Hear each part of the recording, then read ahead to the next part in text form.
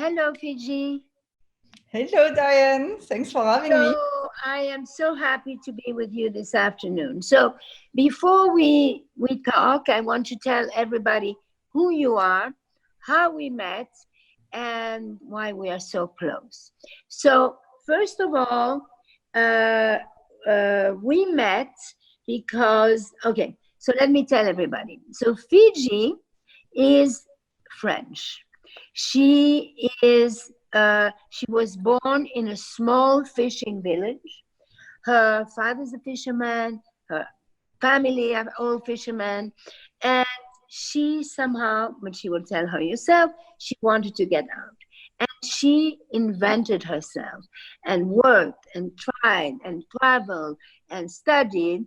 And she is now, today, she runs Facebook, the app Facebook. She is extremely successful. She's a big deal in Silicon Valley. She is also a mentor for many, many women. She empowers women, and that's what we have in common. Last November, she had a dinner for me with all these incredible women that I met. And ever since, Fiji and I are very, very, very good friends. And we speak French normally, but today we're going to speak English. So, Fiji, tell us a little bit about your story. Well, thanks for the great introduction. So, yes, I grew up in the south of France. I was the first person in my family to graduate even from high school. So I wasn't totally destined to end up in Silicon Valley running Facebook. But, I was always very driven by this idea of realizing my full potential and discovering the world and having rich experiences. And so I worked very hard. That was the core value of my family. When you grow up with fishermen, that's a very core value you develop. I worked very hard, and I ended up going to business school, and from there entering the tech industry at eBay. And then after 3 years at eBay, moved to Facebook, and I've been at Facebook for the last 10 years. I started fairly... And now you run Facebook. Sorry, what? Yeah. Yeah, I started fairly junior, and then little by little ended up building more new products for Facebook, really understanding what people wanted out of a service like Facebook. And I have the incredible privilege of running this wonderful product. So we are now in the middle, we are on the 7th week of isolation. We are having, we are in the middle or in the beginning or at the end, we don't know, nobody knows, of coronavirus. So I would like you to tell me what lesson you took from this, what has happened, both personally and professionally. Yeah, I mean, I think personally, it's a pretty unprecedented thing to have the entire world on pause. And pausing is the exact opposite of what we do every day. We just rush to the next thing. And we don't pause to think. We don't pause to understand ourselves. We don't pause to really dig deep and figure out if the life that we're living is really the life we want. And so personally, it has been a very interesting moment where, despite, obviously, we have a lot of work with Facebook, I have a 4-year-old at home, so things are still a little hectic, as you can imagine, but it has really forced me to rethink a lot of the assumptions I had about my life. And one of the things that is, when you read books, you realize very quickly that the best way to start thinking differently is to change your habits. And now we have this incredible opportunity where all of your habits are changed, are forced to change. And so I think that has allowed me to think differently about what I want for my life in the future. And I'm not yet at the conclusion of that reflection, but if I have one hope, is that people really think a little harder about the lives that they want to live, how they want to live with others, the relationships they want to have, and adjust their life to match that. So that's the answer on the personal side. On the professional side, I've been just incredibly inspired by how people have been using Facebook to connect right now. And, I keep thinking like it's so... Yeah, before you even go there, how would you, with your heart and with at the position that you are today, how do you describe, if you had to say somebody died 25 years ago, they don't know what Facebook is, and they come back and say, what is Facebook? So what is Facebook today?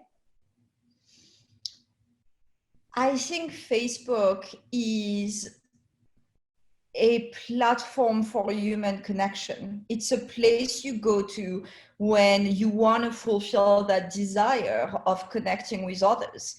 And thanks to this wonderful tool, you can connect with your friends, you can connect with your family, you can connect with people you don't know but who share the same interests, you can connect with your neighbors. And it's this place that helps you really maintain this relationship and grow your relationships and really develop the thing we all need, which is human connection. I mean, the idea of a little girl, daughter of fisherman in France, who ends up, who heads this community of how many billion people? More than 2 billion. More than 2. I mean, it's a community. It's a huge community. And in January, I was in Chile, and this very wise man said something that I love. He said, when you build a community, you build power. When you lose the community, you lose the power. So if that is the case, the plus 2 billion or whatever it is, community of Facebook is incredible power. So I know that, everybody loves Facebook because everybody uses it, and then people went against it. So where is it today? And that's why I interrupted you. So I think, what we're seeing with this crisis is how much people need a tool like that to be able to form these communities. Because when you need resilience, you turn to other people, and we're fundamentally a tool that helps you connect with other people in a better way. But to your point, with that comes a lot of responsibility. And in the past, we haven't always been good at anticipating the risk with such a large community.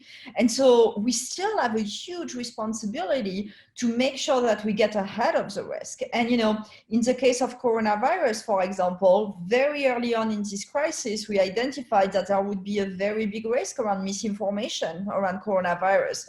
Sure. We took a very hard stance where we said, if the WHO or the CDC say that something, a certain statement is has a potential to cause harm to people, like for example, swallow something because that's a cure for the coronavirus, or things like social distancing doesn't work, we take that down because we don't want people to see it. So I would say we are very needed right now, but as a result of being very needed, we have a huge responsibility, and that's something that weighs very heavily on me.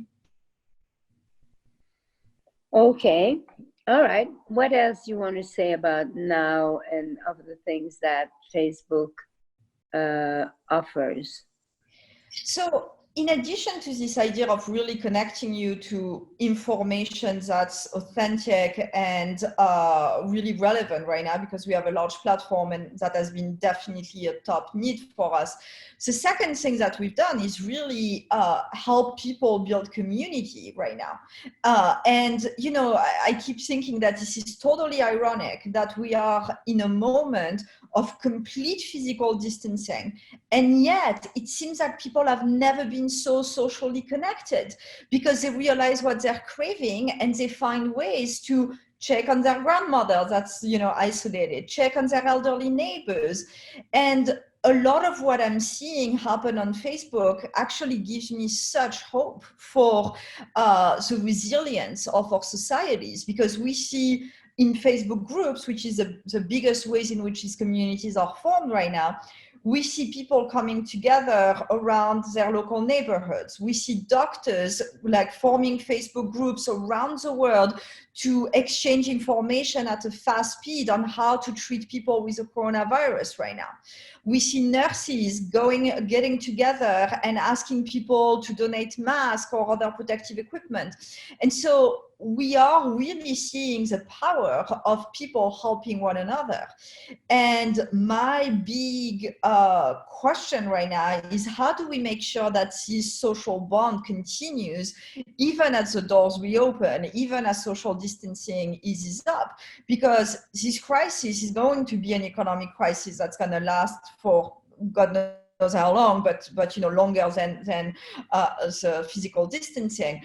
And people are going to really need each other to get through it. So a lot of the tools that we've built, whether it's Facebook groups, Facebook Live, more recently we announced Facebook Rooms, like all of these things are things that really are meant to help people connect with each other so that they can build the social relationships they need for their well-being, for their resilience, etc. Okay, all right. So let's talk as women.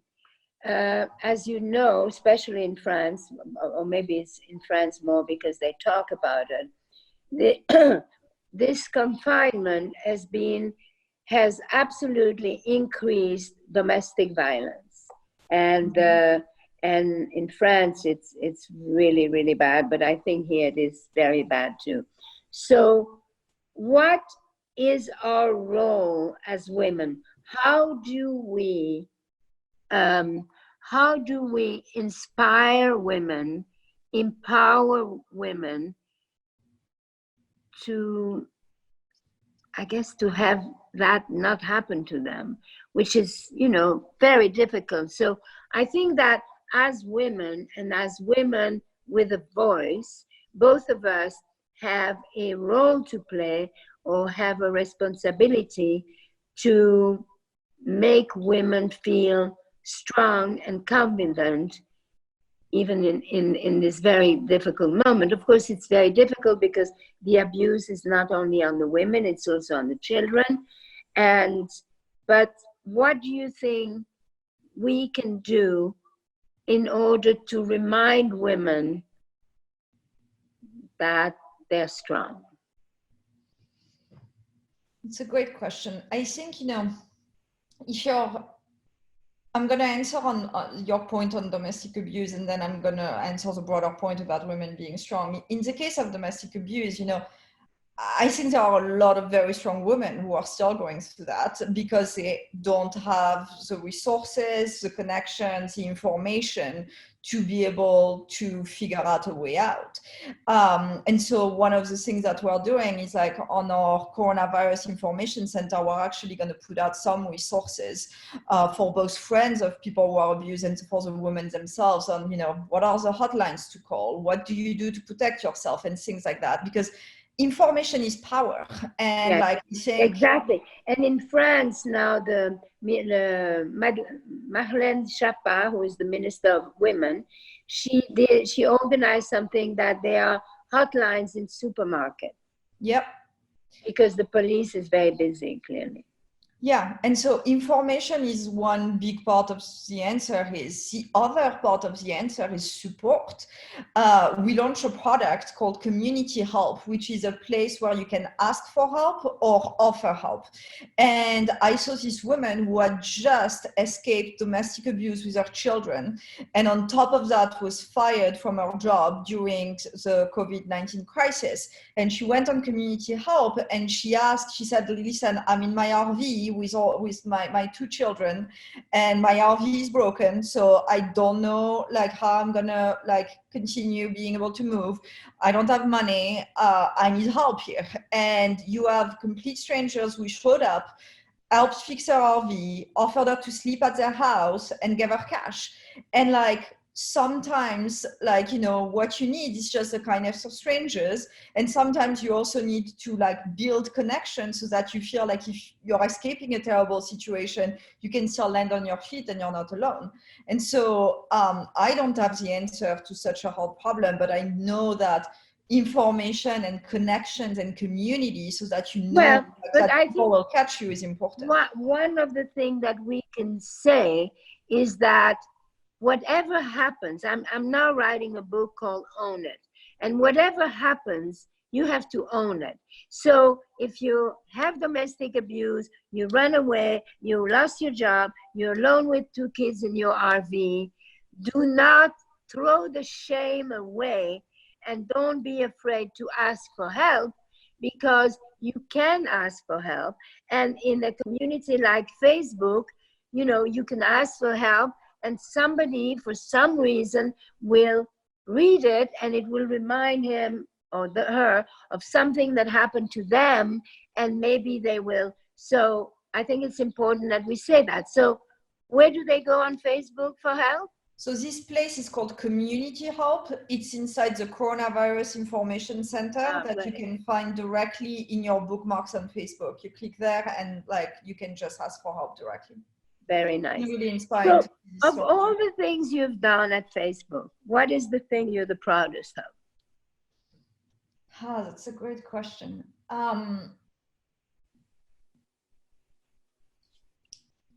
I don't know if there's one thing, because they're all part of this same idea of really helping people recognize they're not alone. So like the one that came to mind is Facebook groups. I didn't create it, but I helped grow it.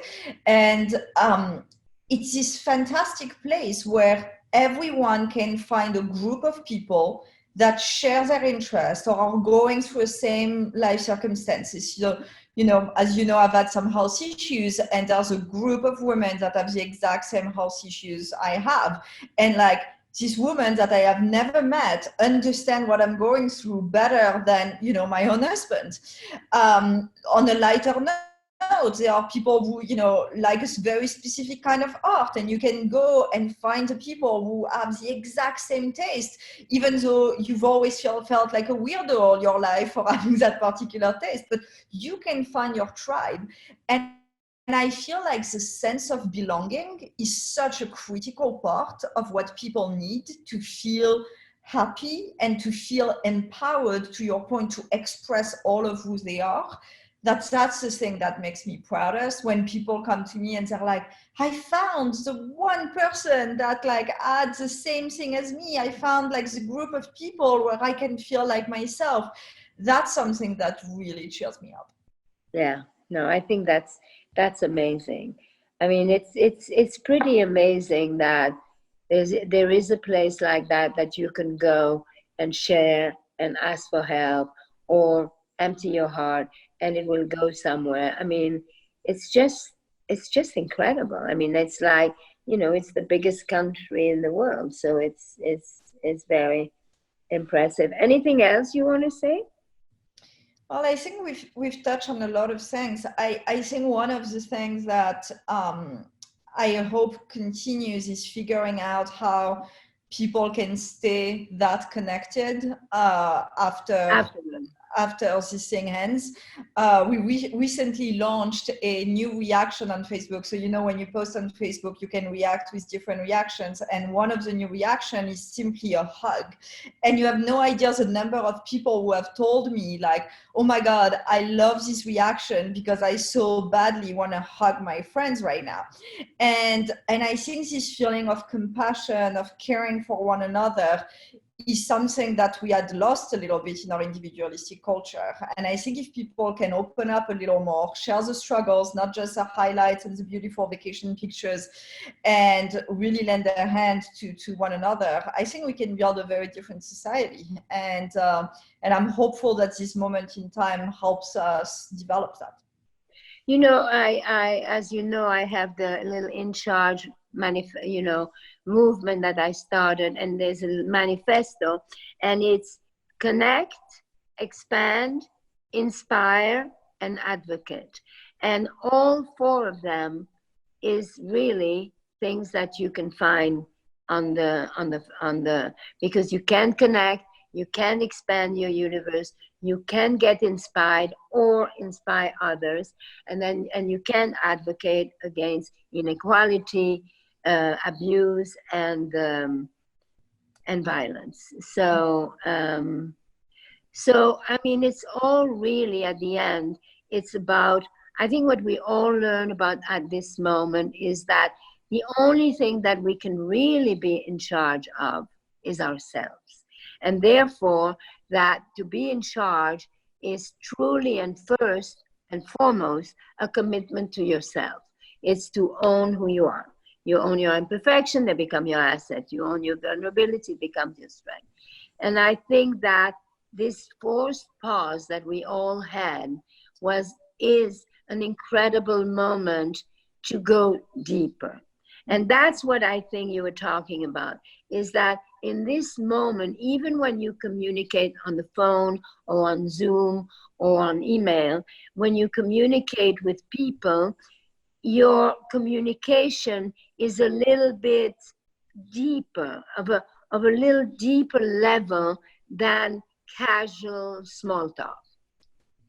Yeah. And yeah, and I think, of course, that is very nice. Well, Fidji, it was, like always, it's a wonderful, wonderful, wonderful thing to be together.